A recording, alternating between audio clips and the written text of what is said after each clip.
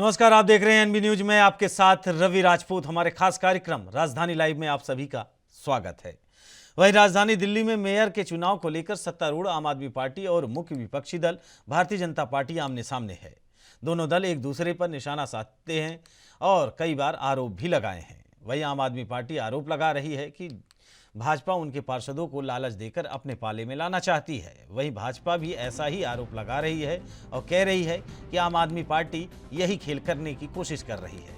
वहीं प्रदेश अध्यक्ष आदेश गुप्ता ने कहा कि दिल्ली नगर निगम में उनकी ही मेयर होगा, लेकिन बाद में वह अपने वक्तव्य से पलट गए हैं।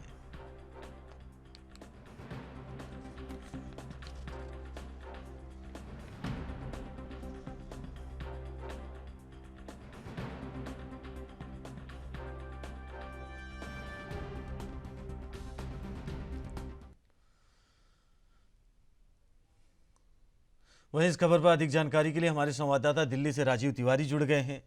राजीव, एमसीडी चुनाव बीत चुका है, आम आदमी पार्टी को बढ़त मिली है, सरकार बनी है, लेकिन विवाद थम नहीं रहा है। इसके पीछे का कारण क्या है राजीव? देखिए रवि जी, जिस तरीके से आम आदमी पार्टी बेशक निगम चुनाव जीत कर कहीं ना कहीं निगम में कसते एमसीडी के अंदर आ चुकी है और लगातार कहीं ना कहीं एमसीडी की तरफ से यानी कि सीधे सीधे अरविंद केजरीवाल की तरफ से भी आरोप लगाए जा रहे हैं कि उनके निगम पार्षदों को खरीदने की कोशिश की जा रही है। यही आरोप जो है वो भाजपा के द्वारा भी लगाया जा रहा है। मगर भाजपा पहले कहीं ना कहीं जब निगम चुनाव की तैयारी चल रही थी तो उस समय भी कहीं ना कहीं ये कहा गया था कि मेयर जो है वो भाजपा का बनेगा। मगर बाद में जब चुनाव जीते आम आदमी पार्टी ने जीता और आम आदमी पार्टी को बढ़त मिली तो उसके बाद में आदेश गुप्ता ने इस तरीके के जो पलटवार था वो बिल्कुल किया कि अब आम आदमी पार्टी को ईमानदारी से काम करना होगा। अगर वो काम नहीं या उनके मेयर काम नहीं करते हैं तो कहीं ना कहीं उनको घेरने की भरपूर कोशिश की जाएगी और लगातार जनता के जो मुद्दे हैं वो कहीं ना कहीं उनसे पूछे जाएंगे। मगर इससे साफ होता है कि मेयर जो है वो आम आदमी पार्टी का बनेगा। मगर यहाँ पर जिस तरीके से अब आदेश गुप्ता को बिल्कुल दिल्ली प्रदेश अध्यक्ष पद से हटा दिया गया है और उनकी जगह पर अब दूसरा अध्यक्ष पद बनने वाला है, तो कहीं ना कहीं उससे साफ जाहिर है कहीं ना कहीं भाजपा की रणनीति रहेगी कि 2024 और 2025 के अंदर आम आदमी पार्टी के द्वारा जो भी कार्य किए जाएंगे निगम के अंदर उनको लेकर भरपूर तरीके से घेरने की कोशिश की जाएगी। मगर आम आदमी पार्टी भी लगातार यही प्रयास करती हुई नजर आ रही है कि जो उन्होंने वादे किए थे, यानी कि अरविंद केजरीवाल की तरफ से 10 गारंटियां दी गई थी, उनमें से सबसे पहली गारंटी जो थी वो थी कूड़े के पहाड़ों को, यानी कि तीनों जो कूड़े के पहाड़ बने हुए हैं उनको खत्म करने के लिए। मगर अभी तक लगातार भाजपा की तरफ से भी यही कहा जा रहा है कि और भाजपा के नेताओं की तरफ से जानकारी मिल पा रही है कि 5 साल के अंदर कूड़े के जो पहाड़ है उनको खत्म नहीं किया जा सकता है। अगर 5 साल के अंदर ये कूड़े के पहाड़ नहीं खत्म होते हैं तो कहीं ना कहीं भाजपा को दोबारा से मौका मिलेगा और कहीं ना कहीं जो 2024 और 2025 के अंदर लोकसभा और विधानसभा के जो चुनाव आने वाले हैं उसके अंदर फिर आम आदमी पार्टी की जरूर मुश्किल बनती नजर आएगी और भाजपा को कहीं ना कहीं मुद्दा मिलता हुआ नजर आएगा। जी रोड़ा नहीं बनेगी। वहीं राजीव, अगर बात करें आम आदमी पार्टी और भारतीय जनता पार्टी में जो लड़ाई चल रही है और एक तरफ दिल्ली के विकास को लेकर भी, लेकिन सवाल यही, आम आदमी पार्टी और बीजेपी के बीच में लड़ाई है, क्या इसमें दिल्ली के विकास के बीच में रोड़ा नहीं बनेगा? देखिए यहाँ पर अभी जिस तरीके से लगातार कहीं ना कहीं जो निगम के अंदर का पहले कहा जाता था कि आम आदमी पार्टी की तरफ से कि भ्रष्टाचार किया जा रहा है, एमसीडी को खोखला कर दिया गया है, और अब कहीं ना कहीं वही चीज जो है वो भाजपा भी बोलती नजर आ रही है कि निगम के अंदर अब आम आदमी पार्टी आ चुकी है, किस तरीके से कार्य किए जाएंगे और विकास अगर नहीं हुआ एमसीडी की तरफ से तो कहीं ना कहीं जो दिक्कतें जरूर आएंगी। मगर यहाँ पर बात करें आरोप प्रत्यारोप की, बेशक अभी भी देखने को मिल रहे हैं और लगातार ये भी कहा जा रहा है कि हमारे निगम पार्षदों को खरीदने की कोशिश की जा रही है। भाजपा भी इसी तरीके का आरोप लगा रहे हैं कि आम आदमी पार्टी जो है वो भाजपा के निगम पार्षदों को खरीदने की कोशिश कर रही है। मगर यही सिलसिला जो है वो लगातार अभी कुछ दिनों और चलने वाला है। मगर यहाँ पर बात करें विकास कार्य की, तो विकास कार्य के अंदर बिल्कुल रोड़े बनने वाले हैं और लगातार कहीं ना कहीं दिक्कतें भी आएंगी। आम आदमी पार्टी की सबसे बड़ी पहली मुश्किल होगी कि जो एमसीडी के अंदर जो पैसा जो उनके पास कम है वो कहाँ से मैनेज किया जाएगा, क्योंकि पैसा जो है यानी कि फंड जो है वो केंद्र सरकार के द्वारा राज्य सरकार को दिया जाता है, राज्य सरकार के द्वारा निगम को दिया जाता है। वही चीज अब देखनी होगी कि निगम के अंदर फंडिंग कहाँ से आएगी और जो टैक्स के रूप में जो पैसा आता है उसको आम आदमी पार्टी जो है वो कैसे रिकवरी करेगी, क्योंकि आम आदमी पार्टी की तरफ से व्यापारियों के लिए भी कहा गया था कि उनको टैक्स के अंदर राहत दी जाएगी और यहाँ तक कि हाउस टैक्स के अंदर भी राहत दी जाएगी और जो हाउस टैक्स के अंदर पैसे बढ़ाए गए हैं उसको वापस लिया जाएगा। इस तरीके के तमाम जो वादे थे जरूर किए गए थे, मगर अब देखना होगा आम आदमी पार्टी जो है वो निगम के अंदर विकास किस तरीके से कर पाती है और दिल्ली सरकार जो पहले से ही उनके पास है उसमें किस तरीके से विकास किए जाएंगे ये जरूर देखना होगा। मगर सबसे पहले जो वादा किया गया था वो था कि कूड़े के ढेरों को खत्म किया जाएगा, मगर आम आदमी पार्टी की तरफ से अभी तक कूड़े के ढेरों को लेकर कोई भी ऐसी रणनीति बनती हुई नजर नहीं आ रही है जिससे कूड़े के जो पहाड़ है उसको जल्दी से जल्दी खत्म किया जा सके। जी वहीं इस राजनीति में राजीव, कुल मिलाकर कूड़े का ढेर से ये राजनीति शुरू हुई और लास्ट में वहीं पर जाके अटक गई। और दिल्ली का सबसे बड़ा मुद्दा यही रहा है। एमसीडी चुनाव भी राजीव इसी मुद्दे पर लड़ा गया और आम आदमी पार्टी की भी इसी मुद्दे को लेकर जीत भी हुई। वही सवाल यही कि दिल्ली की जनता के लिए क्या सबसे बड़ा मुद्दा कूड़ा ही है या फिर पानी, जो गलियों में कचरे का भरमार रहता है, स्वच्छ पानी ना पहुंचना, बिजली के सही संचालन ना होना, ऐसे कौन कौन से मुद्दे हैं राजीव जो दिल्ली की जनता के अहम मुद्दे हैं? और दिल्ली की जनता एमसीडी में जो सरकार है अब आम आदमी पार्टी की और दिल्ली में जिसकी सरकार है यानी आम आदमी पार्टी की, अब इनसे उम्मीद जता के बैठी है। देखिए यहाँ पर रवि जिस तरीके से बात करें जनता की, तो जनता बिल्कुल चाहती है कि उनके जब जब भी वो अपने घर से बाहर निकले तो साफ सफाई मिले और फिर जो सीवर लाइन ब्लॉक पड़े हुए हैं उनकी सफाई हो, क्योंकि कई बार जो छोटे इलाकों की बात करें जहाँ पे झुग्गी झोपड़ी बस्तियां होती हैं वहां पर सबसे ज्यादा गंदगी का जो आलम है वो देखने को मिलता है। और इन्हीं मुद्दों को लेकर आम आदमी पार्टी निगम के अंदर आई है और निगम के अंदर भी ये वादे किए गए थे, हम आ गए तो सफाई बहुत ज्यादा करेंगे, सफाई दिल्ली की सड़कों को बहुत सुंदर बना देंगे, साफ सुथरी बना देंगे, गलियां बिल्कुल साफ सुथरी रहेंगी। मगर यहाँ पर हालात जो है वो अभी भी बिगड़े हुए हैं। मगर जनता ने इन्हीं मुद्दों को ध्यान में रखकर जो सबसे पहला मुद्दा था जो कूड़े के पहाड़ बने हुए थे उनको खत्म करना। दूसरा, यहाँ पर जो गलियों के अंदर सबसे ज्यादा सफाई नहीं देखने को मिलती है। बेशक सफाई कर्मचारी आते हैं मगर वो खाना पूर्ति करके चले जाते हैं, मगर सफाई जो है वो नहीं देखने को मिलती है। घरों से बाहर निकलते ही गंदगी का आलम देखने को मिलता है और वही चीज आम आदमी पार्टी के लिए भी मुश्किल बनेगी, क्योंकि अब आम आदमी पार्टी इन सफाई को किस तरीके से करवाएगी।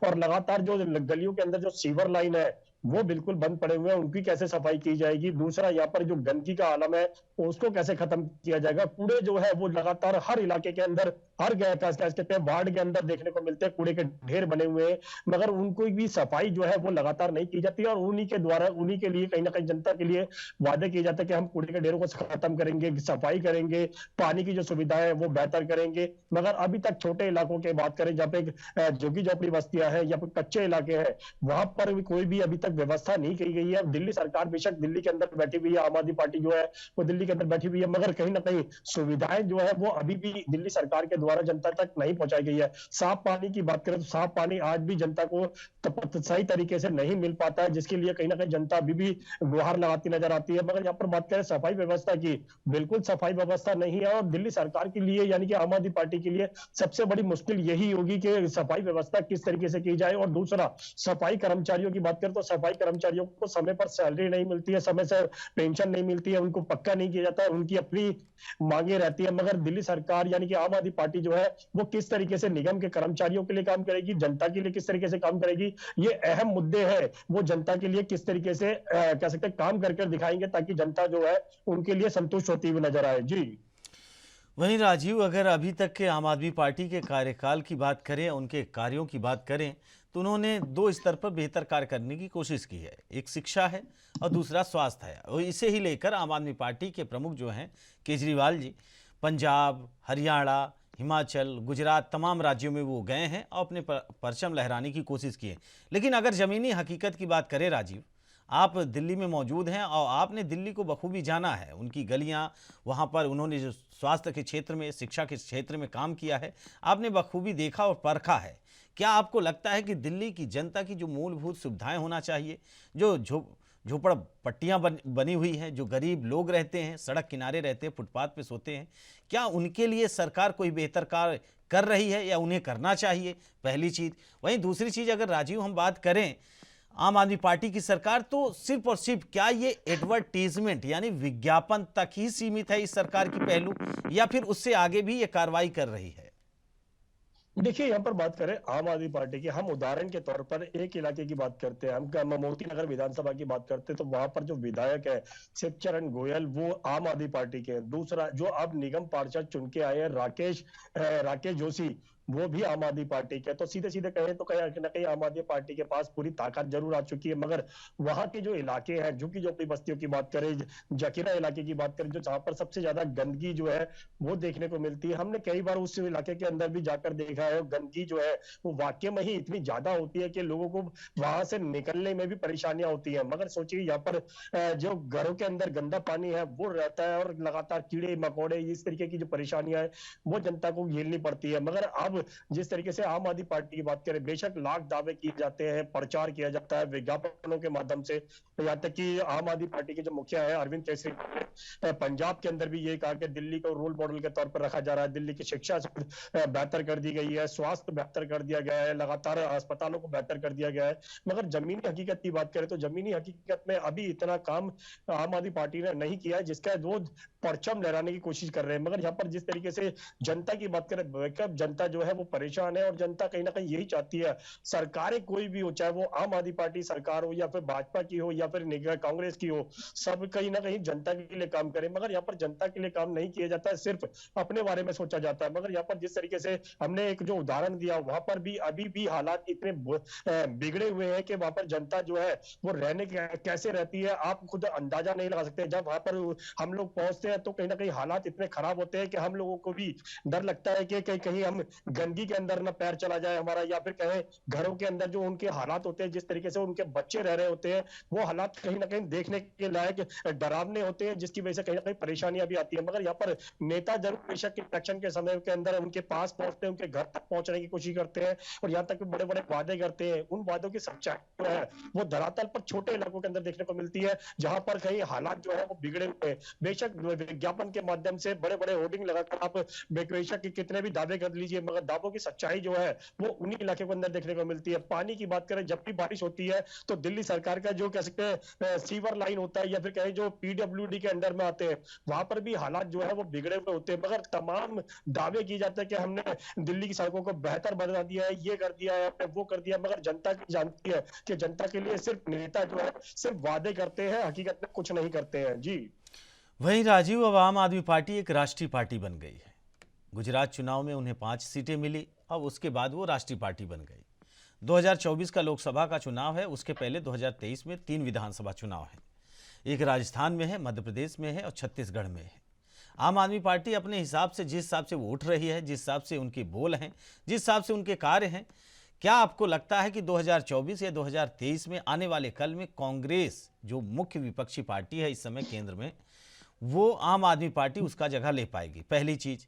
वहीं राजीव, आम आदमी पार्टी और बीजेपी के कार्यों में अगर हम आपसे, जो दिल्ली में अब तक हुआ है, क्योंकि अरविंद केजरीवाल सरकार दिल्ली मॉडल को लेकर पंजाब में गई और पंजाब में कार्य किया, पंजाब में उन्होंने सरकार बनाया। वहीं दिल्ली मॉडल को लेकर वो हिमाचल में भी गए, उन्हें सफलता नहीं मिली, एक भी सीटें नहीं मिली। लेकिन गुजरात में उन्हें 5 सीटें मिल गई, क्योंकि सीएम केजरीवाल खुद लगातार नुक्कड़ सभाएं कर रहे थे, रैलियां कर रहे थे। राघव चड्ढा, मनीष सिसोदिया, तमाम उनके जो नेता हैं वो पहुंच रहे थे। अगर इनके कार्यों की अगर हम बात करें, जो दिल्ली मॉडल, आपको लगता है ऐसा, जमीनी हकीकत क्या ऐसा कुछ है कि वाकई दिल्ली बदल रहा है और आम आदमी पार्टी ने बेहतर कार्य किया है? क्योंकि इसके पहले शीला दीक्षित जी की सरकार थी, उन्होंने दिल्ली को चलाया और बेहतर बनाया दिल्ली को। और तब की सरकार में, अब की सरकार में अगर राजीव अंतर पूछा जाए तो कितना डिफरेंट होगा? देखिए अभी यहाँ पर एक चीज समझनी होगी। यहाँ पर हमने कांग्रेस की बात करी, तो कांग्रेस के समय जब शीला दीक्षित की सरकार थी तो कहीं ना कहीं बेहतर काम किए गए थे। सफाई कर्मचारी होते हैं वो लगातार सैलरी के लिए परेशान नहीं होते थे। सबसे बड़ी बात यह है, सैलरी के लिए जो कर्मचारी थे वो परेशान नहीं होते थे, उनको समय पर पेंशन मिल जाती थी। मगर हर कुछ परेशानियां हर सरकार के अंदर रही है, कुछ ना कुछ दिक्कतें भी रही है। मगर वही बात करें आम आदमी पार्टी की, आम आदमी पार्टी बेशक जो है वो दिल्ली को रोल मॉडल के तौर पर रखे, चाहे वो हिमाचल में जाके रखे, पंजाब के अंदर जाके रखे या फिर कहीं कहीं और जाके रखे, तो वो जरूर रोल मॉडल के तौर पर रख रही है, मगर यहाँ पर कमियां जो है वो भी कहीं ना कहीं आम आदमी पार्टी जो है वो भी छुपाने की कोशिश कर रही है। यहाँ पर बात करें, जैसे हम स्कूलों की बात करें, तो दिल्ली सरकार के बेहतर स्कूल जो है वो अब हुए हैं, यानी कि अब उनको हाईटेक किया जा रहा है, स्मार्ट क्लासेस बनाई जा रही है, मगर जो पढ़ाने का तरीका है अभी भी इतना नहीं बदला है जो पहले था। यानी कि पहले सिर्फ इतना हुआ करता था कि आप छोटे स्कूल है, यानी कि ग्राउंड लेवल पर बने हुए एक एक कमरे हुआ करते थे जिसके अंदर गर्मी के अंदर ही टीचर पढ़ाया करते थे, मगर वो टीचर भी इतना नहीं किसके बच्चों पर ध्यान दिया करते थे, मगर अब थोड़ा सा ध्यान जरूर देते हैं, मगर अभी भी इतना विकास नहीं हुआ जितना वो रोल मॉडल के तौर पर दिल्ली को रख रहे हैं। दूसरा, यहाँ पर अस्पतालों की बात करें, दिल्ली सरकार के भी अस्पताल है, दिल्ली के अंदर केंद्र सरकार के भी अस्पताल है और एमसीडी के भी अस्पताल है, मगर यहाँ पर जिस तरीके से दिल्ली सरकार ने कुछ अस्पतालों को जरूर बेहतर करने की कोशिश की है, कुछ अस्पतालों के अंदर दवाइयां भी मिलती है, मगर वो सभी अस्पतालों के अंदर नहीं है। मगर यहाँ पर बात करें, अगर महंगी दवाइयां होती है तो उनको बाहर से लिख दिया जाता है कि बाहर से खरीदिए, अस्पताल में दवाइयां नहीं है। मगर दिल्ली सरकार जो है वो महंगी दवाइयों के लिए भी कहती है कि हम जनता के लिए महंगी दवाइयां तक देते हैं, मगर यहाँ पर दवाइयां जो है वो सिर्फ ब्लैक हो जाती है, सिर्फ जनता तक नहीं पहुंच पाती है। हाँ, छोटी मोटी जो दवाइयां खांसी जुकाम की होती है वो जरूर दी जाती है, कोई बड़ी बीमारी की दवाइयां हो वो सब मरीजों को बाहर से खरीदनी होती है। मगर यहाँ पर भी दिल्ली सरकार को इतना बेहतर काम नहीं किया जितना वो कहते हैं अपना जो राग है जो दूसरे राज्यों के अंदर अपना अलापते नजर आ रहे हैं। दूसरा, यहाँ पर बात करें जिस तरीके से कहते हैं सड़कों की, बेशक दिल्ली सरकार जब आई थी तो तब भी कहा गया था, यानी कि आम आदमी पार्टी का कहा गया था कि दिल्ली सड़कों को पेरिस बनाया जाएगा, मगर अभी तक लगभग कह सकते हैं 8 साल से ज्यादा का समय हो चुका है, मगर दिल्ली की सड़कें जो है वो पेरिस तो छोड़ो अभी दिल्ली के लायक भी नहीं रह चुकी है।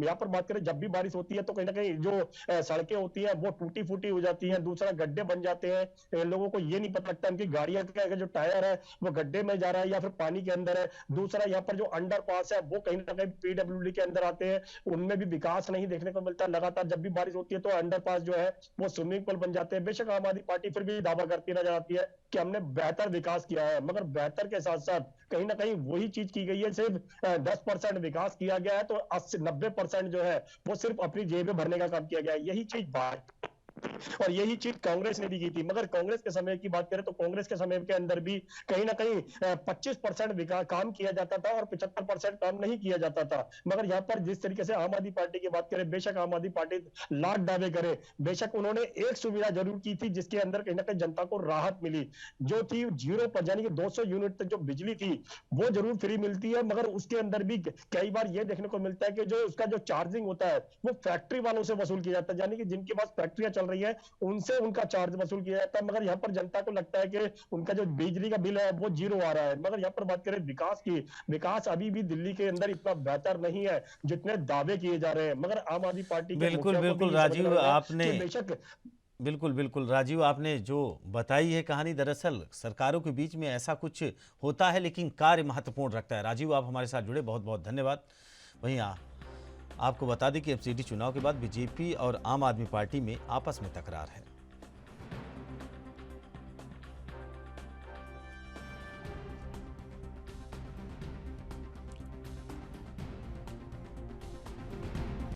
वहीं बढ़ते अगली खबर की ओर, जहां उत्तर पूर्वी दिल्ली काफी हिस्सों में आज प्रदूषण काबू करने के लिए चलाए जाने वाले एंटी स्मॉग गन गाड़ियां आज सड़कों पर नजर नहीं आई। एक भी एंटी स्मॉग गन सड़कों पर दिखाई तक नहीं दी। ड्राइवर अपनी सैलरी को लेकर हड़ताल पर हैं। राजधानी दिल्ली में खतरनाक प्रदूषण स्तर के बीच दिल्ली नगर निगम में कार्यरत कॉन्ट्रैक्टर स्प्रिंकलर मशीन के ड्राइवर ने आज सुबह से अभी तक स्ट्राइक कर दी है। वहीं स्प्रिंकलर मशीन के ड्राइवर की हड़ताल से भी क्षेत्र में पानी का बौछार नहीं हो रहा है, जिससे प्रदूषण के खिलाफ निगम अभियान पर धक्का लगा हुआ है।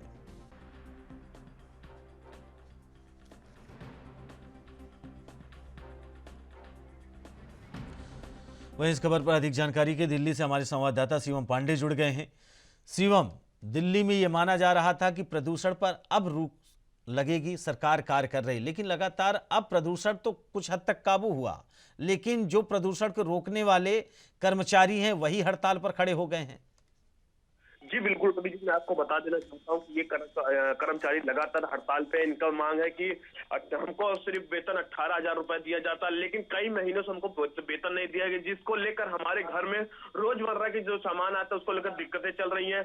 हमको कहा गया था कि पीएफ ईएसआई काटा जाएगा, लेकिन वो भी नहीं काटा जा रहा है। इसको लेकर सारे कर्मचारी जितने स्वीप गन वाले थे, सारे स्ट्राइक पर चले गए। उनका हड़ताल लगातार जारी है और उनका साफ साफ तौर से कहना है कि जब तक एमसीडी के ठेकेदार ने हमको वेतन नहीं देंगे, हम काम नहीं करेंगे। क्योंकि ठेकेदार के थ्रू हम लगे हुए थे, लेकिन हमको सैलरी मिलनी चाहिए, हमको वेतन मिलना चाहिए, लेकिन वेतन न मिलने के कारण ये लगातार धरना प्रदर्शन कर रहे हैं रवि जी। वहीं इन कर्मचारियों को वेतन क्यों नहीं मिल पा रहा है शिवम? जी, इसमें कहीं ना कहीं एमसीडी की तरफ से नहीं, कहीं कहीं ठेकेदार की तरफ से कड़ी लापरवाही की जा रही है। क्योंकि जब वहां से फंडिंग पास होने के बाद भी अगर कर्मचारी तक वेतन न पहुंचे, अगर दिल्ली जैसे राजधानी जैसे शहर में रहने के बाद रोजमर्रा में दिक्कतों का सामान लेने में दिक्कतों का सामना करना पड़ता है, तो कहीं ना कहीं रवि जी इसको देखते हुए एमसीडी के जो ठेकेदार है उनकी लापरवाही कहीं ना कहीं बढ़ती जा रही है इसमें। क्योंकि जो जितने कर्मचारी उनको कम से कम 18,000 मिनिमम एक वेतन दिया जा रहा है, उनको दिया जाए, लेकिन ठेकेदार की लापरवाही के कारण इनको वेतन नहीं मिल पा रहा है। जिससे अब जितने भी कर्मचारी थे वो खुद धरने पर बैठ गए कि जब तक ठेकेदार हमको सैलरी नहीं देता है, हमारी सैलरी नहीं पे करवाता है, हम काम नहीं करेंगे रवि। वहीं शिवम, सवाल ये है कि ये जो कर्मचारी हैं ये हड़ताल पर है, इसके पीछे का कारण जो आपने बताया और जो जानकारी लगी वो सैलरी ना मिलना है। क्या इन कर्मचारियों को बिना विदाउट सैलरी के अलावा भी कोई दिक्कतें हैं? क्योंकि इसके पहले ये माना जा रहा था कि बीजेपी की सरकार है, आम आदमी पार्टी हमेशा से कहती रही कर्मचारी हो, चाहे तब निचले तबका का हो चाहे अधिकारी हो, भारतीय जनता पार्टी हर एक के साथ गलत कर रही है और सैलरी रोक रही है। तो क्या एमसीडी में अब आम आदमी पार्टी की सरकार शिवम आ गई है और ये जो कर्मचारी हैं ये हड़ताल पर है, तो क्या इनकी मुख्य मांग क्या है? सिर्फ सैलरी या उसके अलावा भी कुछ है? जी बिल्कुल बिल्कुल, आपने सही कहा कि कहीं ना कहीं बीजेपी के देखा जा रहा था। इससे पहले एमसीडी में बीजेपी थी, ये फंडिंग न पास होने के कारण ये जो कर्मचारी थे इनके पास तक सैलरी न पहुंची। लेकिन अभी तक जो बताया जा रहा हालत, जो इनकी बात हमने बातचीत किया, इनसे बात जानकारी ली, इनका सिर्फ कह रहा है कि जो हमारा मिनिमम न्यूनतम वेतन रखा गया उसको मिलना चाहिए। क्योंकि न्यूनतम वेतन न मिल पा रहा है, हम अपना घर परिवार या फैमिली कैसे चलाएंगे, इसको लेकर उन्होंने साफ कहा कि अभी तक हमारी जो मांग है न्यूनतम वेतन है, लेकिन वेतन न मिलने के, क्योंकि वेतन और हम मांग को लेकर तो धरनाकारी रहे, लेकिन जो न्यूनतम वेतन, अगर वेतन नहीं मिलते तो इससे घर परिवार हमारा रुक जाएगा, जिससे चल नहीं सकता है। इसको लेकर हम खुद आज सड़कों पर उतरे और हमको मिनिमम सैलरी, क्योंकि अभी हम एमसीडी के अधिकारियों से भी बात करेंगे, लेकिन वहां तक हम नहीं पहुंचे। लेकिन हम जब ठेकेदार के थ्रू लगे हुए हैं तो हम ठेकेदार से कह रहे हैं कि हमको मिनिमम वेतन जो हमारा किया गया उसको हमको दिया जाए, क्योंकि हमको रोजमर्रा की चीजों को लेकर जरूरत पड़ रही है। इसको लेकर सैलरी न मिलने का कारण कई महीनों से इन्होंने बताया कि 2-3 सैलरी न मिलने का कारण इनकी दिक्कतों का सामना करना, फिर इन्होंने धरना प्रदर्शन का मन बनाया रवि जी। वहीं अगर प्रदूषण की बात करें शिवम, प्रदूषण को लेकर दिल्ली और उसके आसपास के जितने भी इलाके हैं वहाँ लगातार प्रदूषण बढ़ रहा था। ठंड के मौसम में तो ज़्यादा ही बढ़ जाता है, एक्यूआई 400-450 तक पहुँच गया है। लेकिन सवाल वही कि प्रदूषण को लेकर सरकार चिंतित नहीं है और कर्मचारियों को लेकर भी सरकार चिंतित नहीं है।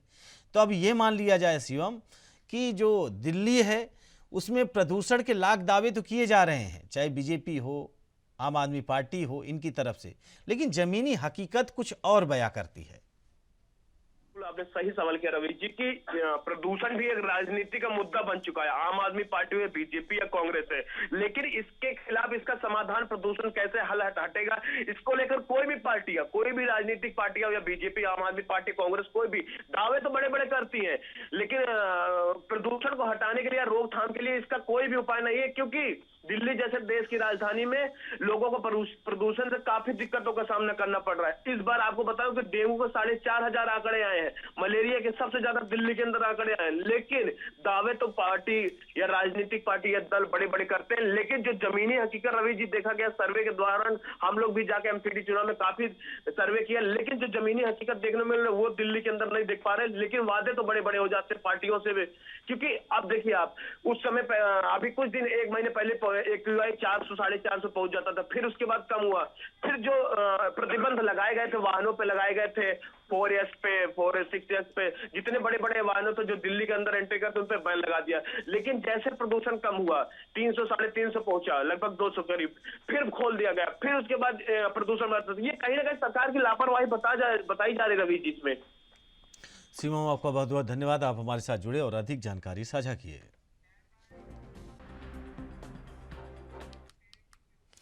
वहीं बढ़ते हैं अगली खबर की ओर, जहां मुख्यमंत्री योगी आदित्यनाथ मंगलवार को यहां सेठ बीएन पोद्दार इंटर कॉलेज में आयोजित भाजपा प्रबुद्ध वर्ग के सम्मेलन में प्रतिभाग करेंगे। इस दौरान मुख्यमंत्री धर्मनगरी को करोड़ों रुपए की सौगात और परियोजनाओं का लोकार्पण भी करेंगे।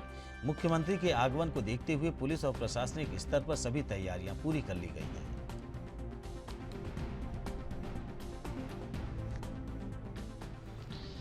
वहीं आपको बता दें कि आज सीएम योगी आदित्यनाथ का मेरठ दौरा है। वहां पर वो जनता से संवाद भी करेंगे। उसके बाद मेरठ में कई विकास कार्यों की लोकार्पण और शिलान्यास करेंगे। आपको बता दें कि मेरठ दौरे को लेकर जो आला अधिकारी हैं, अफसर हैं, जो वहां की तैयारियां हैं वो पूरी कर ली गई हैं।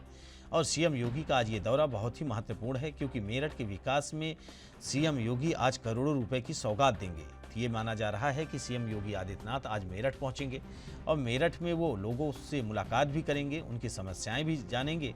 वहीं अधिकारियों और कर्मचारियों के साथ वो बैठक करेंगे, उनसे कार्यों की समीक्षा करेंगे और उन्हें दिशा निर्देश देंगे। सीएम योगी का खास तौर पे यही कहना है कि कोई भी भ्रष्ट अधिकारी नहीं रहना चाहिए, कार्य अपनी नियत और ईमानदारी के साथ करें।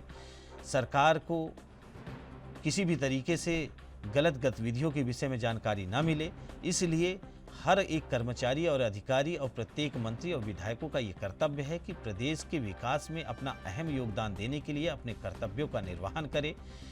ये सीएम योगी आदित्यनाथ का आज मेरठ का दौरा अपने आप में बहुत ही महत्वपूर्ण है। मेरठ वासियों को करोड़ों रुपए की आज सौगात मिलेगी और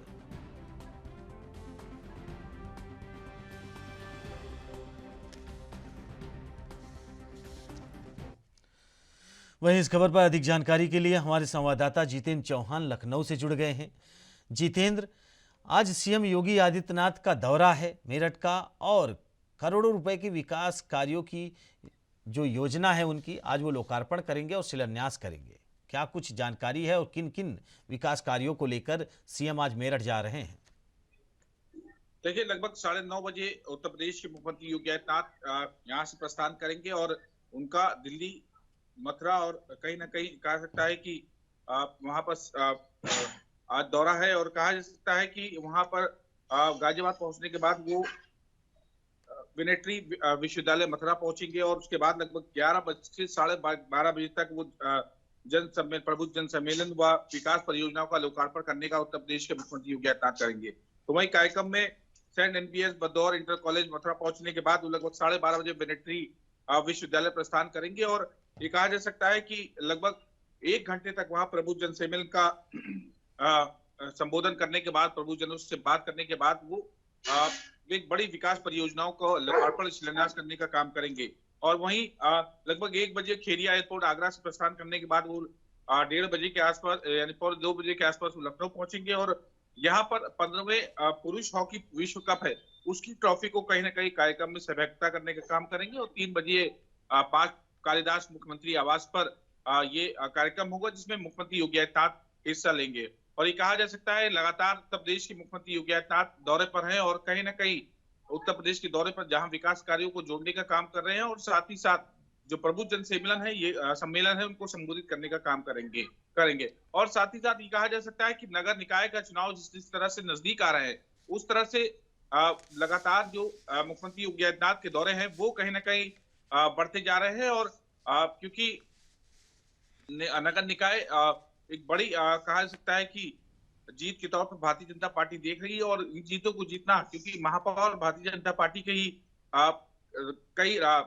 जिलों में है, तो जाहिर सी बात है कि ज्यादा से ज्यादा सीटें जीतकर, निकाय चुनाव को जीतकर सरकार ये चाहती है कि बड़ी उपलब्धि हासिल की जाए। बिल्कुल जितेंद्र, आपने निकाय चुनाव की बात की थी। सीएम योगी की ये दौरे और जो विकास कार्यों के लिए सीएम योगी लगातार उत्तर प्रदेश एक मिसाल बन रहा है, चाहे शिक्षा हो, स्वास्थ्य हो और खास तौर पे अपराध मुक्त बनने के लिए। तो सीएम योगी का ये जो दौरा है, करोड़ों रुपए की वो मेरठ को शिलान्यास और सौगात देने जा रहे हैं।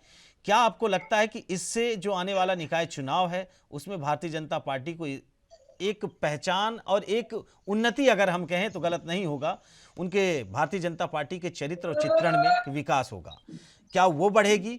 वहीं अगर मेरठ के विकास के लिए कहा जाए तो सबसे अहम मुद्दा क्या है जितेंद्र? अगर मेरठ समेत तमाम उसके अगल बगल के जो जिले हैं वहां अपराध बहुत पहले रहा है, लेकिन अब कितना अपराध है जितेंद्र, ये आप बताएं।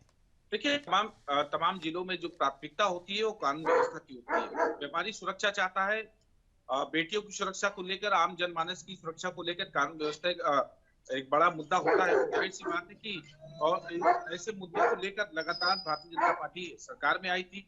2017 बाद सरकार में आई थी उत्तर प्रदेश की योगी सरकार कानून व्यवस्था को मुद्दा को लेकर। तो जाहिर सी बात है कि प्राथमिकता के तौर पर कहा जा सकता है कि कानून व्यवस्था एक बड़ा मुद्दा है, और कहीं ना कहीं चाहे मेरठ का हो, लखनऊ का हो, कानपुर का हो या कहीं और जिलों का हो, वहां पर सिर्फ बात की जाए तो कानून व्यवस्था एक अहम मुद्दा होता है।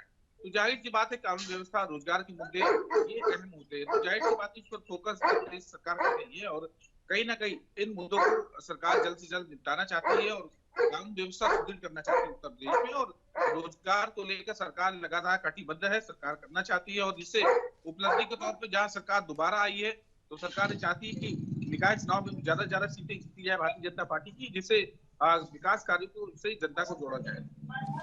वहीं जितेंद्र, एक लास्ट सवाल आपसे, क्या योगी आदित्यनाथ का जो कार्य है 2024 का लोकसभा का चुनाव होगा, क्या आपको लगता है कि सीएम योगी के कार्यों की जो कार्य है, उनकी जो नाम है, उसकी वजह से भारतीय जनता पार्टी को बड़ी जीत हासिल होगी, या फिर योगी आदित्यनाथ भारतीय जनता पार्टी के सेकंड पुरोधा माने जाएंगे?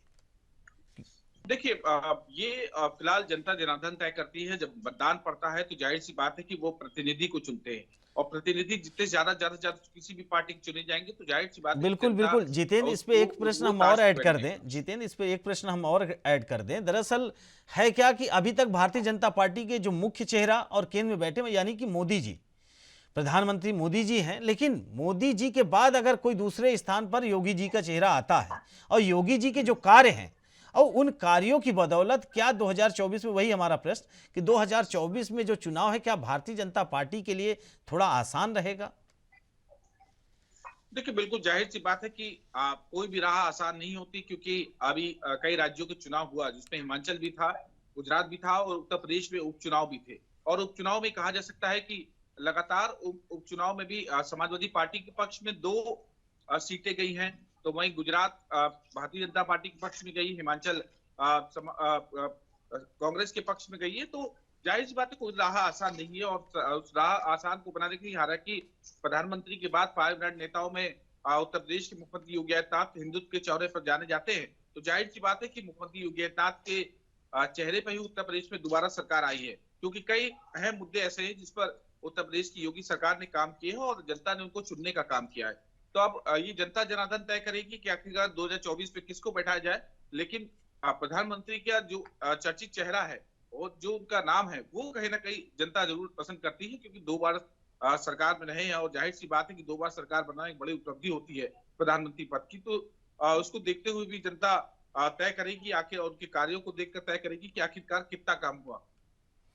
बिल्कुल जितेंद्र, आपका बहुत बहुत धन्यवाद, आप हमारे साथ जुड़े और अधिक जानकारी साझा किए।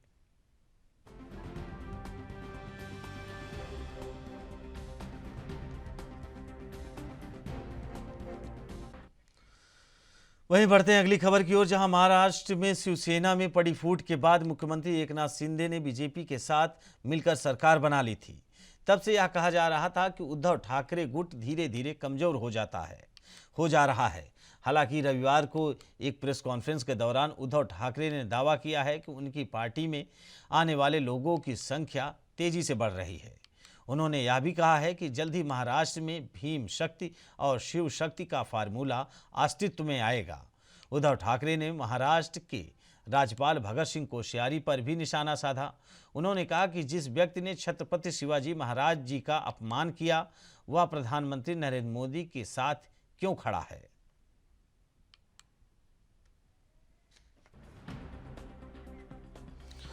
वहीं आपको बता दें कि महाराष्ट्र में उद्धव ठाकरे और यानी उद्धव गुट और शिंदे गुट के बीच में हमेशा से तनातनी रही है, वाद विवाद रहा है, आरोप प्रत्यारोप रहा है। वहीं उद्धव ठाकरे ने आरोप लगाया है भारतीय जनता पार्टी पर कि भगत सिंह कोश्यारी, जिन्होंने छत्रपति शिवाजी महाराज को अपशब्द कहे हैं और वो प्रधानमंत्री नरेंद्र मोदी के जनसभा और उनके कार्यक्रम में वो स्टेज पर मौजूद हैं, ये कहीं ना कहीं आपत्तिजनक है। तो उद्धव ठाकरे का भारतीय जनता पार्टी पर सीधा निशाना है। वहीं राज्यपाल भगत सिंह कोश्यारी पर भी उन्होंने आरोप लगाए हैं कि उन्होंने शिवाजी को गलत भाषा में टिप्पणी की है, जिसे लेकर अब उद्धव और एकनाथ शिंदे गुट में तनातनी भी है। वहीं ये माना जा रहा है, उद्धव ठाकरे ने बताया कि जो उद्धव गुट है वो लगातार बढ़ रहा है, उसका जो अमला है वो बढ़ रहा है और उनमें लगातार कई नेता शामिल हो रहे हैं। उद्धव गुट कमज़ोर, शिंदे गुट कमज़ोर हो रहा है। वहीं महाराष्ट्र में शिवसेना में पड़ी फूट के बाद मुख्यमंत्री एकनाथ शिंदे ने बीजेपी के साथ मिलकर सरकार बना ली थी। तब से यह कहा जा रहा था कि उद्धव ठाकरे गुट धीरे धीरे कमज़ोर होता जा रहा है। हालांकि रविवार को प्रेस कॉन्फ्रेंस के दौरान उद्धव ठाकरे ने दावा किया कि उनकी पार्टी में आने वाले लोगों की संख्या तेजी से बढ़ रही है।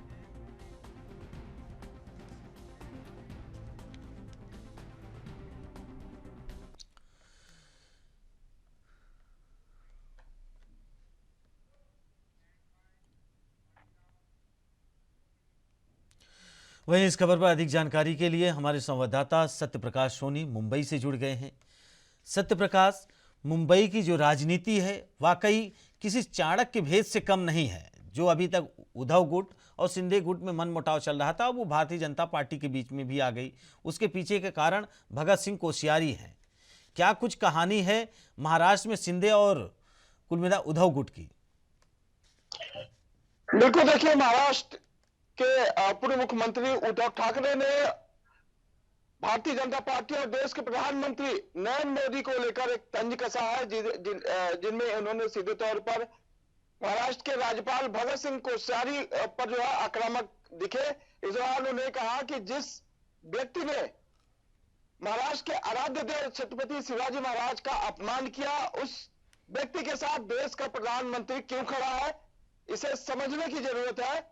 सीधे तौर पर यह देखा जा रहा है कि जिस तरह से भगत सिंह कोश्यारी ने छत्रपति शिवाजी महाराज को लेकर विवादित बयान दिया था, छत्रपति शिवाजी महाराज की तुलना भारतीय जनता पार्टी के एक नेता से किया था और ये कहा था कि छत्रपति शिवाजी महाराज पुराने ख्यालात के हैं, ऐसे में नए अगर ख्यालात का कोई शिवाजी महाराज की तुलना है तो वह भारतीय जनता पार्टी के एक बड़े नेता से है। इसको लेकर महाराष्ट्र में लगातार देखा जा रहा है कि विरोध प्रदर्शन किया जा रहा है और खास बात यह रही कि राज्यपाल ने जिस समय यह वक्तव्य दिया था उसके तुरंत बाद किसी और नेता ने भी इस तरह का अपमानजनक शब्दों का इस्तेमाल किया था। उसको लेकर महाराष्ट्र की सियासी हलचल तेज है। जी, वहीं सत्यप्रकाश, उद्धव ठाकरे जी ने कहा कि शिंदे गुट से ज्यादा उद्धव गुट में लोग शामिल हो रहे हैं। उद्धव गुट का जो कुनबा है वो लगातार बढ़ रहा है। कितनी सत्यता है इसमें? बिल्कुल, देखिए, उद्धव गुट से शिंदे गुट को अलग हो जाने के बाद से देखा जा रहा है कि उद्धव गुट के तमाम नेता जो है कहीं न कहीं शिंदे गुट में शामिल हो रहा है। लेकिन उद्धव ठाकरे का यह कहना है कि हमारा गुट कमजोर नहीं हो रहा है, बल्कि धीरे धीरे हमारे गुट में लोग आ रहे हैं और हमारे गुट की बढ़ोतरी हो रही है। अगर शिंदे गुट की बात किया जाए तो शिंदे गुट में सिर्फ विधायक और कुछ नगर सेवक ही गए हैं, लेकिन उद्धव गुट की बात करें तो तमाम कार्यकर्ता सिंपैथी के साथ, सहानुभूति के साथ आज भी उद्धव ठाकरे के साथ जुड़े हुए हैं। तो ऐसे में यह माना जा सकता है कि उद्धव ठाकरे ने जो बयान दिया है उसमें सत्यता है और यह सत्यता जाहिर करती है कि शिंदे गुट में कार्यकर्ता के तौर पर कोई भी नहीं जा रहा है, कोई भी जुड़ नहीं रहा। सत्यप्रकाश, क्या भगत सिंह कोश्यारी के बयान के बाद शिंदे गुट का भी बयान सामने आया, या फिर जो ये कहा जा रहा है उद्धव गुट की तरफ से और उद्धव ठाकरे की तरफ से लगातार ये कहा गया कि भगत सिंह कोश्यारी आरोपी हैं, यानी उन्होंने छत्रपति शिवाजी महाराज पर टिप्पणी की है, उन्होंने प्रधानमंत्री नरेंद्र मोदी जी की भी आलोचना की है। तो क्या जो शिंदे गुट है, क्या उद्धव गुट और शिंदे गुट के बीच में ये तनातनी है सिर्फ इन्हीं मुद्दों को लेकर है, या इसमें जो एनसीपी है, कांग्रेस है, इनकी भी एंट्री है इन सारी बीचों में? बिल्कुल अभी देखिए, कुछ दिन पहले भी आपने देखा होगा कि किस तरह से एनसीपी लगातार छत्रपति शिवाजी महाराज को लेकर राज्यपाल कोश्यारी के खिलाफ आक्रामक है। बीच में राज्यपाल कोश्यारी की तस्वीरों पर जूते मारे गए, उनके खिलाफ विरोध प्रदर्शन किया गया। खासकर शिवसेना और एनसीपी और कांग्रेस तीनों दल जो है आने वाले 17 दिसंबर को पूरे महाराष्ट्र में एक साथ जो है जन आंदोलन करने वाले हैं। इसके अलावा जिस तरह से भगत सिंह कोश्यारी ने शिवाजी महाराज के खिलाफ बयान दिया, उनकी तुलना किसी अन्य नेता से की, उसको लेकर भी सभी दल एकमत है, एकजुट है। अब ऐसे में भारतीय जनता पार्टी की सरकार से यह सवाल पूछा जा रहा है कि भगत सिंह कोश्यारी ने महाराष्ट्र में महाराष्ट्र के आराध्य देव के खिलाफ जो बयान दिया, उससे भारतीय जनता पार्टी अपना पक्ष क्यों नहीं रख रही है? क्यों नहीं राज्यपाल कोश्यारी अब तक माफी मांग रहे हैं? इस तरह की बातें जो है कहीं न कहीं महाविकास अघाड़ी दल में चल रही है और यही नतीजा है कि आने वाले समय में महाविकास अघाड़ी सरकार के तमाम जो घटक दल है वह आने वाले 17 दिसंबर को मुंबई में एक साथ जो है विरोध आंदोलन करने वाले हैं। वहीं सत्य प्रकाश, आने वाले कल में महाराष्ट्र में चुनाव है और 2024 का लोकसभा चुनाव है। दो पार्टियां हैं जो चर्चित हैं, एक शिंदे गुट और एक उद्धव गुट। इन दोनों की हमेशा से खबरें महाराष्ट्र से आती रहती हैं। क्या आपको लगता है कि इन दोनों पार्टियों की जो आपस में मनमुटाव, खींचातानी है, ये आने वाले कल में एक होने के लिए है, या फिर आने वाले कल में दोनों ही पार्टियां एक अलग अलग तरीके से बढ़ेंगी और इनके मुद्दे क्या रहने वाले हैं? महाराष्ट्र के अगर मुद्दों की बात करें सत्य प्रकाश, तो अहम मुद्दे क्या हैं जिसे लेकर ये चुनाव लड़ेंगी और आने वाले कल में ये पता चल जाएगा आखिर बड़ा कौन है और छोटा कौन है? बिल्कुल, देखिए हर पार्टी की अलग अलग विचारधारा है। भारतीय जनता पार्टी हिंदुत्व को लेकर चल रही है। हिंदुत्व के साथ जुड़े हुए एकनाथ शिंदे लगातार यह कर रहे हैं कि वह हिंदुत्व को जगाने की कोशिश कर रहे हैं, हिंदुत्व का एजेंडा लेकर चलने वाले हैं। लेकिन उनका विरोधी दल शिवसेना लगातार यह करती है, वो अपने कामों पर विश्वास रखते हैं। इसलिए उनकी नीति है कि 80% समाजकरण और 20% राजकरण, यानी कि 80% वो जनता की सेवा करने में बिलीव करते हैं और 20% राजकरण करते हैं। लेकिन अब लड़ाई जो है राजकरण और हिंदुत्व को लेकर है। अब इसमें देखना होगा कि जो युवा पीढ़ी है या जो तमाम दल है वो राजकरण को अपना सम्मान समझता है या फिर हिंदुत्व को, क्योंकि हिंदुत्व को लेकर भारतीय जनता पार्टी जिस तरह से एकनाथ शिंदे गुट के तमाम लोगों को इकट्ठा किया है, चाणक्य भूमिका निभा रही है। आने वाले समय में मुंबई महानगर पालिका का जो चुनाव होगा वह स्पष्ट करेगा कि मुंबई का या मुंबई की जनता जो है हिंदुत्व को मानती है या फिर समाजकरण और राजकरण को मानती है। सत्य प्रकाश, आपका बहुत बहुत धन्यवाद। आप हमारे साथ जुड़े और अधिक जानकारी साझा किए।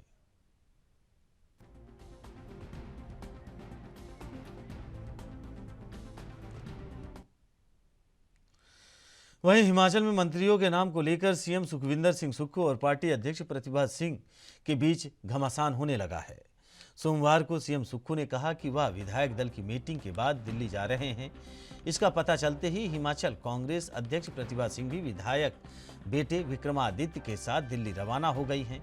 वहीं सूत्रों के मुताबिक सुखविंदर सिंह सुक्खू पार्टी हाईकमान के साथ मंत्रियों के नामों पर मंथन करेंगे और वहीं पार्टी हाईकमान से अंतिम मंजूरी लेने के बाद राज्य सरकार अगले 1-2 दिन के भीतर मंत्रिमंडल की आधिकारिक घोषणा कर सकती है।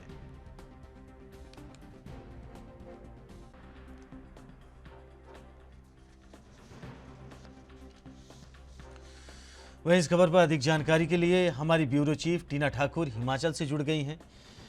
टीना जी, अभी तक विधानसभा चुनाव था, चुनाव के बाद यानी कि परिणाम आया और परिणाम के बाद कांग्रेस में कला हुआ, मुख्यमंत्री बने सुखविंदर सिंह सुक्खू। अब मंत्रिमंडल को लेकर एक फिर पेच फंस गया है।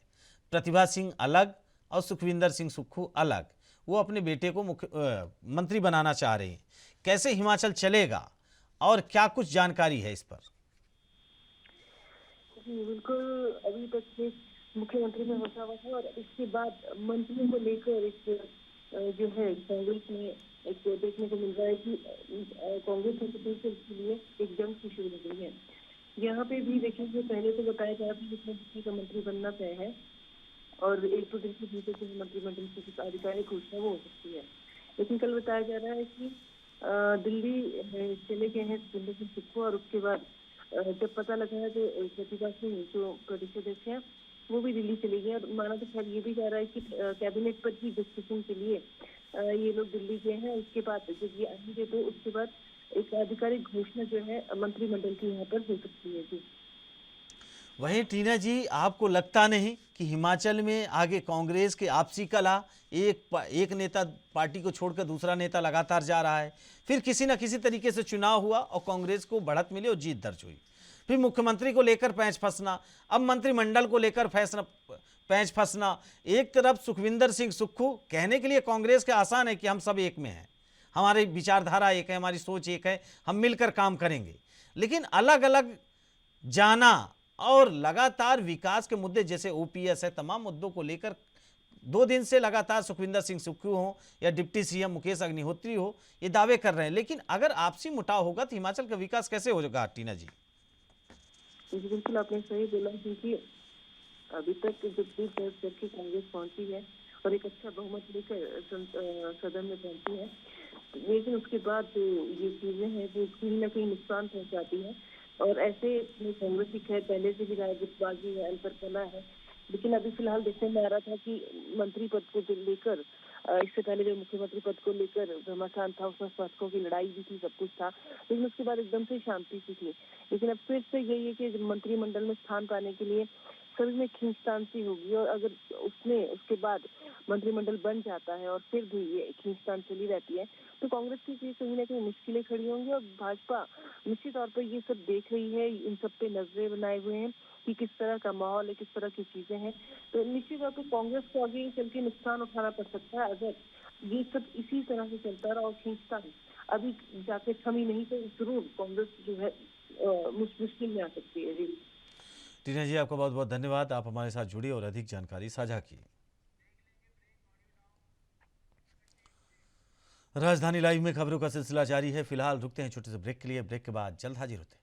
ब्रेक के बाद आप सभी का स्वागत है। वहीं बढ़ते हैं अगली खबर की ओर, जहां हरियाणा की तर्ज पर जम्मू कश्मीर में भी प्रत्येक परिवार को विशिष्ट पहचान पत्र जारी करने की योजना है। प्रदेश में प्रत्येक परिवार को विशिष्ट पहचान पत्र जारी करने की सरकार की प्रस्तावित योजना पर विपक्षी पार्टियों ने आपत्ति जताई है। वहीं हरियाणा की तर्ज पर जम्मू कश्मीर में प्रत्येक परिवार को विशिष्ट पहचान पत्र जारी करने की तैयारी प्रदेश प्रशासन कर रहा है। हरियाणा में प्रत्येक परिवार को 14 अंकों का विशिष्ट पहचान पत्र जारी किया गया है। योजना का मुख्य उद्देश्य केंद्र और प्रदेश सरकार की जन कल्याणकारी योजनाओं का लाभ सीधे योग्य परिवारों तक पहुंचाना है। इस संबंध में हाल ही में माता वैष्णो देवी विश्वविद्यालय कुटडा में हुई राष्ट्रीय ई गवर्नेंस सम्मेलन में उपराज्यपाल मनोज सिन्हा और हरियाणा के मुख्यमंत्री मनोहर लाल खट्टर ने संयुक्त रूप से डिजिटल जम्मू कश्मीर विजन दस्तावेज को जारी किया था। इस अवसर पर हरियाणा के मुख्यमंत्री ने कहा कि जम्मू कश्मीर के प्रत्येक परिवार को विशिष्ट पहचान पत्र समेत अन्य डिजिटल कवायदों को जम्मू कश्मीर में लागू करने के लिए हरियाणा पूरी मदद करेगा।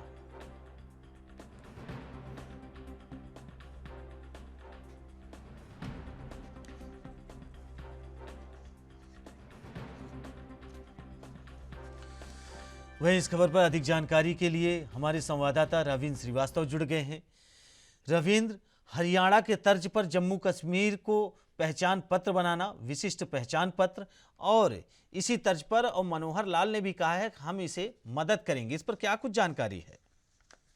जी देखिए, हाल ही के दिनों में हरियाणा के मुख्यमंत्री मनोहर लाल खट्टर जो हैं वो यहाँ पहुंचे थे और एक कार्यक्रम में उन्होंने शिरकत की, जिसके बाद वहां पर उन्होंने कहा कि जिस प्रकार से हरियाणा के अंदर विशिष्ट पहचान पत्र जारी किया गया है जो 14 अंकों का है, उसी प्रकार जम्मू में भी जो विशिष्ट पहचान पत्र की एक प्लानिंग बन रही है जारी करने की, उसको लेकर जो है हरियाणा सरकार जो है वो मदद करेगी जम्मू कश्मीर सरकार की।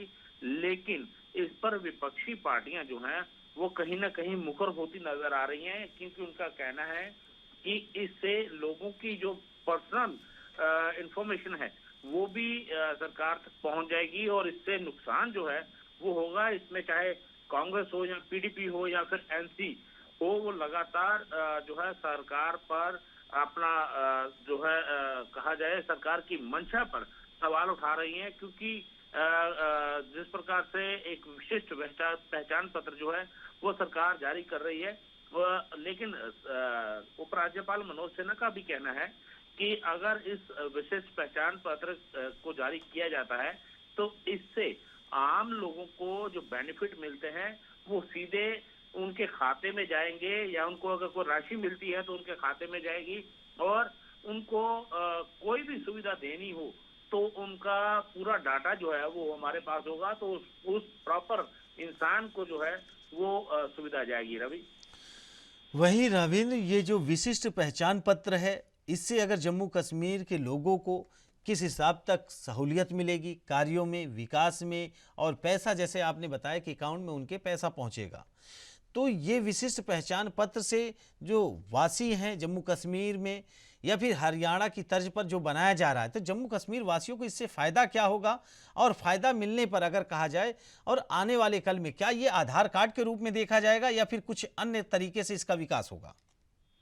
जी देखिए, इसको आधार कार्ड के रूप में नहीं देखा जाएगा, क्योंकि जिस प्रकार से आधार कार्ड भी एक पहचान पत्र है, आधार कार्ड के तौर पर मतलब इसको आधार कार्ड के साथ लिंक किया जा सकता है, क्योंकि आधार कार्ड जो है वो एक उस समय जब आधार कार्ड भी बने थे तब भी लोगों ने सवाल उठाए थे, लेकिन केंद्र सरकार ने उन आधार कार्ड को बनाया, लेकिन इस पर भी जो है कहीं ना कहीं सरकार को कटघरे में खड़ा किया जा रहा है, जो मौजूदा एलजी सरकार है।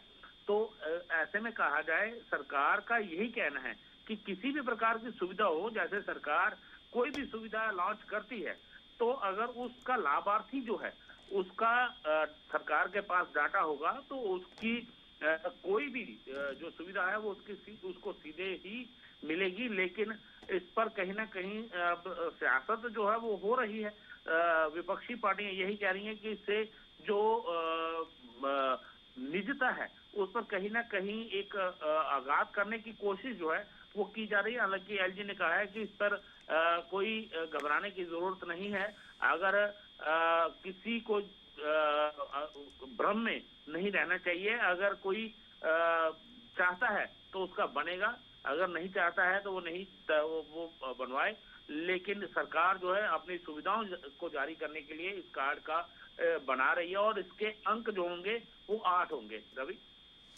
रविंद्र, आपका बहुत बहुत धन्यवाद, आप हमारे साथ जुड़े और अधिक जानकारी साझा किए।